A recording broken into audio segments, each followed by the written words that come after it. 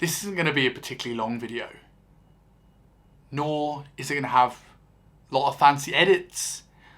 I just wanted to sort of turn on the camera and just sort of share my thoughts about probably one of the biggest things that I kind of always knew was going to happen, but didn't ever really expect it to happen. For those of you who don't know me, I am a very proud British citizen. I'm wearing the England flag here.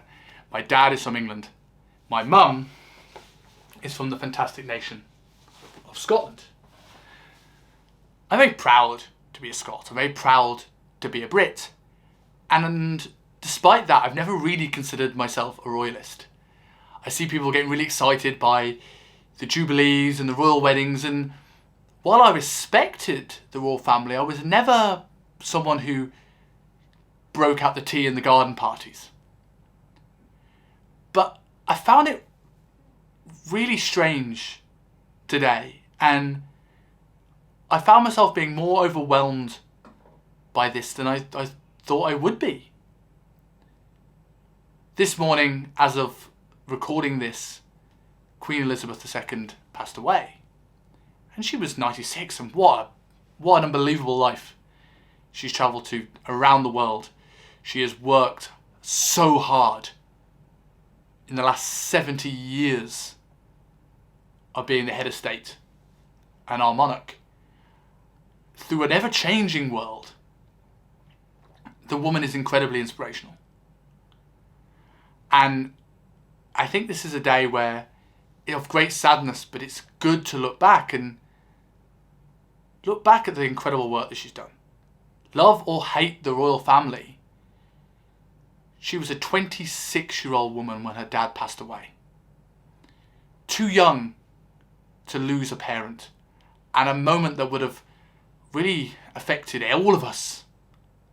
She had that young and was immediately thrust into the spotlight as the head of state. And as she very famously said in a lot of videos that are coming out today, she never really had an apprenticeship for this. Her dad died way too young, and she had to learn by doing and take this on the fly.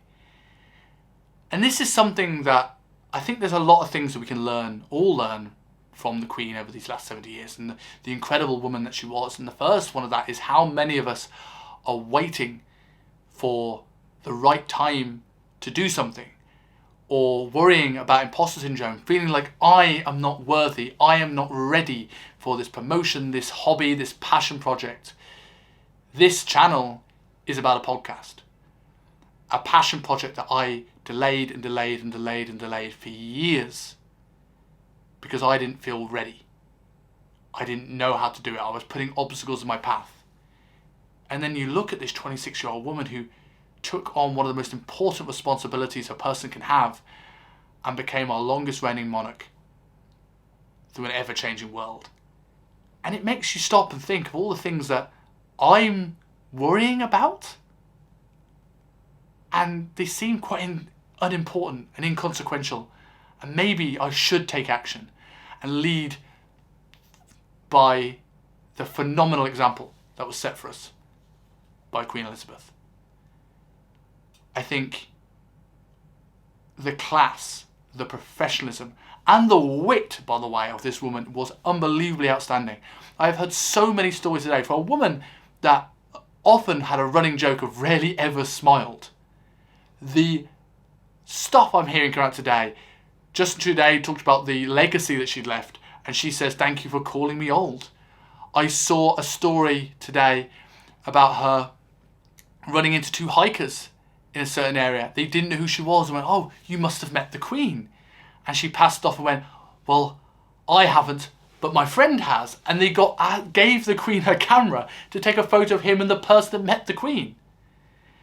A woman of incredible humour, a woman that held huge responsibilities with a stiff upper lip and took it on the chin. An incredible woman by any metric. But the thing I think that overwhelmed me today was the woman has been in her old age, in her pensionship, her pension years, if she had one, working as head of state for so many years. And I always knew this day would come in my lifetime where she would not be around. She's been in her 90s. Something really unfortunate would have to happen if she outlived me. But I didn't really prepare myself for it ever happening. She was just this ever presence in my life. In my parents' life. This is how long she's been on the throne. Yet, today I woke up for the first time with Queen Elizabeth not on the throne. And it makes you think. We all act like our circumstances are going to be forever. I'll always go and see that place. I'll always start that hobby. I'll push for that promotion another day. I have time. And while I'd like to think that most people watching this do have a good amount of time, nothing is permanent. In the same way that I never thought the Queen would die. One day I'll be old. One day it'll be my final years. And I don't want to look back and say I missed an opportunity. Because Queen Elizabeth definitely fucking didn't. She took the bulls by the horns and led an incredible life. And it's given me a bit of a sad but motivating presence that our time is limited and we should take action. And if this is not the message you're thinking today, and if you're thinking about doing something and you're procrastinating, let this be something that allows you to do more. Get out your comfort zone and be bigger than your limitations. Be inspired by a departed monarch. Because I think that's a legacy that she would have liked to leave behind. My thoughts and prayers go out to the family. And best of luck to King Charles. You will do a great job. You are already doing a great job in the time where your mum was sick. Best of luck. Rest in peace, Elizabeth. And long live the King.